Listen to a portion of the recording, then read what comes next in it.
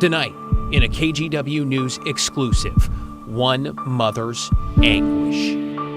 It was like falling backwards, like when I first found him. But this time it was anger. And her push for accountability. I felt like my son had been murdered. After her son walked into a pharmacy in Mexico on a family vacation. The idea of some Mexican pharmacies selling counterfeit pills, were you aware at all of this when you went on that trip? No. And less than 2 days later, died from fentanyl.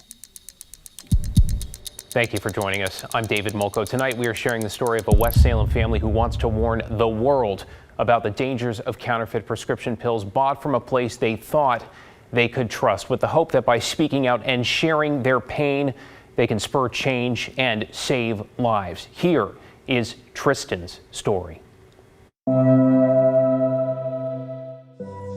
Oh, my boy, he was so full of life.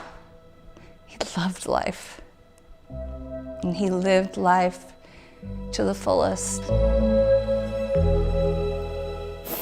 Heather Sheese is heartbroken over the loss of her 22-year-old son, Tristan. This is the last photo of you guys as a family. And this is Tristan in the green hair? Yeah, and the hat with the big smile. A big smile and a bright future as he trained to become a nurse, then a firefighter. He loved making people happy. He loved helping people. I mean, the sky was the limit for my son. Last Thanksgiving, the West Salem family celebrated life with a cruise. I've been traveling to Mexico for years. 7 days on the Norwegian Bliss, down and back Mexico's Pacific coast. So it was just really nice. Everybody was excited. Their final port on the Baja Peninsula, the city of Ensenada. My son walked into a Mexican pharmacy and asked for oxycodone. Tristan, Heather says, had been diagnosed with severe ADHD. And though he didn't like to talk about it, he'd been struggling with his mental health. He was a young kid making a really bad choice that day. Well, he's a young adult. What do you do? What do you do as a parent? You know, he said to me, he said, Mom, he said, a couple of oxy aren't going to kill me. The next day, the family flew home to Oregon. The following morning, Heather went to her son's bedroom and found Tristan dead. I miss everything about him. Salem police say they found fentanyl test strips similar to these on his nightstand, along with 19 pills. But it seems like then he was very aware that fentanyl was out there. Yeah. Yep, he was terrified of fentanyl. Police could not confirm whether Tristan tested the pill or pills that killed him. The blue pills. The blue pills. Fentanyl. So when you finally got the report, the final report confirming fentanyl as the cause of death. Anger. Anger? Because, you know, I felt like my son had been murdered. Poisoned by a pill from a place Tristan thought he could trust. Though it turns out the problem of potentially deadly counterfeit prescription pills isn't limited to one pharmacy or even one Mexican city. And so these are very high-risk medications. UCLA's Dr. David Goodman-Meza. For pharmacies to be selling counterfeit products, that is very surprising to me. In a UCLA study published in February, researchers sent shoppers to buy a total of 45 pills without a prescription from 40 tourist-oriented pharmacies across 4 cities in northern Mexico. The team then used both infrared light and testing strips to identify the substances inside and found 20 out of 45, that's nearly half, were counterfeit. For example, 82% of single tablets sold as Adderall contained meth, and 30% of pills sold as oxycodone contained fentanyl. You talk about having so much trust in a pharmacy.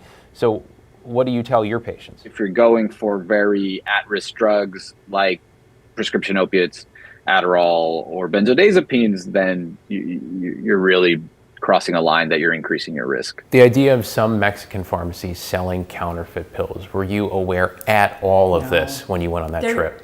I can guarantee you 110% my son would not have walked into that pharmacy. Some 4 months after Tristan's death, after the UCLA study and an LA Times investigation with similar findings, the U.S. State Department issued a travel advisory. Exercise caution when purchasing medication in Mexico, it read in part.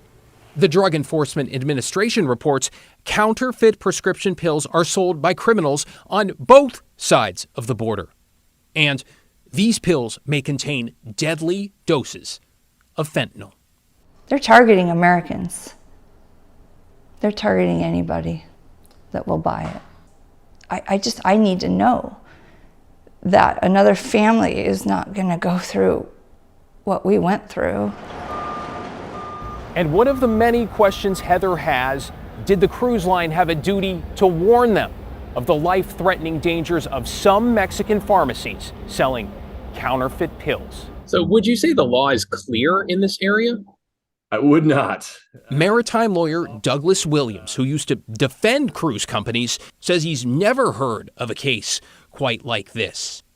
With legal precedent based around families who've sued cruise lines for negligence, he says, still a gray area. It's a case-by-case basis, and it's going to turn on how much knowledge did the cruise line have actual knowledge of this particular harm in this particular place. Have you ever seen a case where there's been a proactive warning from a cruise line? I guess the short answer is no. Did you get any kind of heads up or warning from the cruise line No. about anything in Mexico? No. Anything? No, just in writing. Put it in writing. In an email to Heather this May, Norwegian Cruise Line's senior manager of guest experience said the company planned to make changes. Quote, our team will update our current safety messaging to our guests to ensure they are aware of the issues with purchasing non-regulated medication from pharmacies in foreign ports.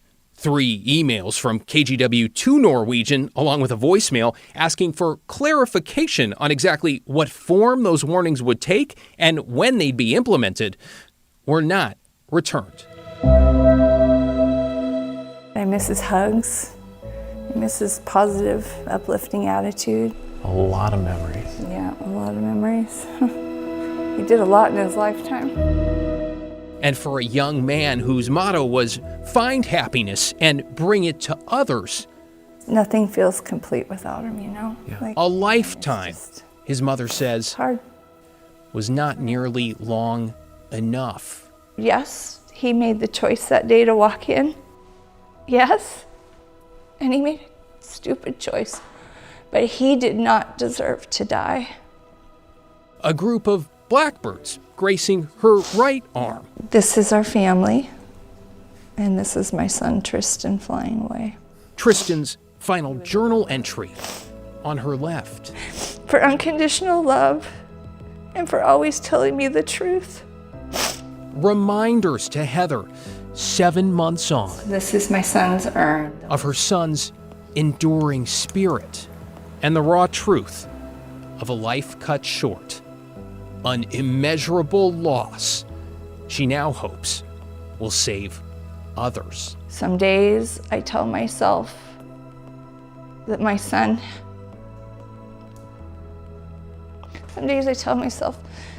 had to die to help save other people's lives. And that helps get me through. It helps get her through. Now, when it comes to Tristan's death, Salem police have closed their case. They say they have notified the DEA, which declined to confirm whether it is investigating, instead directing questions about the pharmacies to authorities in Mexico. Meanwhile, the family held a graveside service this week and plan to welcome hundreds of people tomorrow to celebrate Tristan's life. In Heather's words, above all, she doesn't want her son to be forgotten and wants to continue to do great things in Tristan's name. Heather, thank you for your courage. Unfortunately, we have another update tonight. It is related to fentanyl, with Portland police issuing a dire warning after 3 young children overdosed in the last 2 weeks. 2 of them were just a year old. The other was a 3-year-old toddler. Officers are not saying if the children survived. The cases are unrelated, but in each one, police say the fentanyl was left unsecured in the children's homes. The pills and powder, which are not just blue, they can often be brightly colored and can look like sidewalk chalk or candy to children. Police say these cases are all active investigations.